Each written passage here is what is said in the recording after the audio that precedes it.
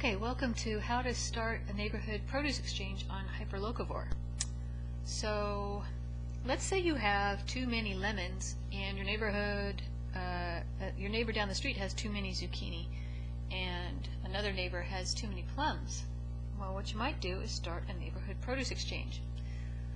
So we are going to do that. First we're going to, let's say, search for Belmont. So let's say you live in Belmont. I'm just going to make sure, see what's in Belmont, who's in Belmont. There might be a Belmont neighborhood produce exchange already. Okay, so you get a list of all the people in Belmont, and there's a Belmont Veggie Share. Okay, so what you're going to do is, let's say you would just join that if you wanted to, if you lived in Belmont, but if you do a search for your location and there's nothing like that there, then what you would do is start one. So we're going to go to pods and groups. A pod is a private group and a group is an open group. So it's up to you if you want to decide if your produce exchange is open or closed. Let's see, we're going to add a group. And let's call this Main Street USA Produce Exchange. Obviously this is going to be something closer to your neighborhood, but do put the words Produce Exchange in your title so people know what kind of group it is. Okay, and then you're going to pick an image. I'm going to just use this existing image, but you can browse your computer and load one up. And if you load something up that looks great, I can probably feature it for you, so that might be a good thing for your group. So then just say, describe your group. We are neighbors in the East Lansing area who want to share fruit and veg. Okay, and nuts or whatever you guys have growing. And then put your location. Oops, I'm going to scroll down, put the location. East Lansing.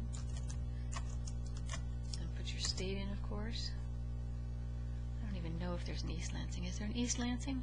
Okay, so let's assume there is. And you can choose to make it private or public. So in this case, we'll leave it public. But if you moderate membership, that means it's a private group, okay? And you would have to approve everyone that came to your group. Okay, and then when you make the group, you can share it both on Facebook and Twitter. Whoops. You probably have to agree to let Facebook engage with your page here if you have Facebook. And then you can type just started a produce,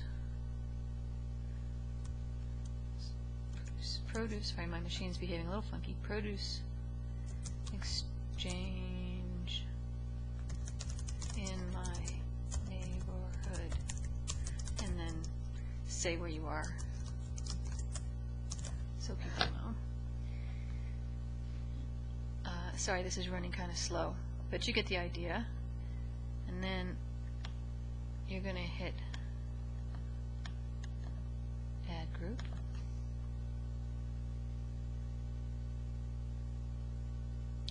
And now you have a chance to invite people to your group. So let's say you have friends on Gmail, or you do your email in one of these programs. You can go onto your email program and add those emails and invite them to your produce exchange. You can always do that later. You can also enter email addresses manually or invite friends that are already here on the Hyperlocavore network. Or if you have another address book application, you can use that.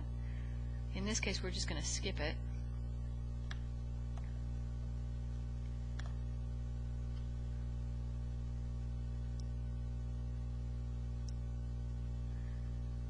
And then you get this little message that says your group has started. And again, you can invite more people.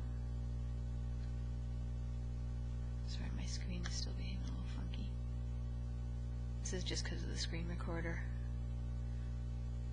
Okay, and then if you want, you can add images and text there. Sorry, this is really behaving badly. Okay, so you see the options that you have in any of the groups that you started are still there. And then, if you want to, you can run another search for people in your area that you haven't met yet on Hyperlocavore and invite them too. So that's it. Then there's a text link below this video that has a little more explanation and some flyers that you can use for your neighborhood, and a little more advice on how to get that growing. This is just to show you how it's done on the interface. Alright, happy digging, guys. Enjoy the spring.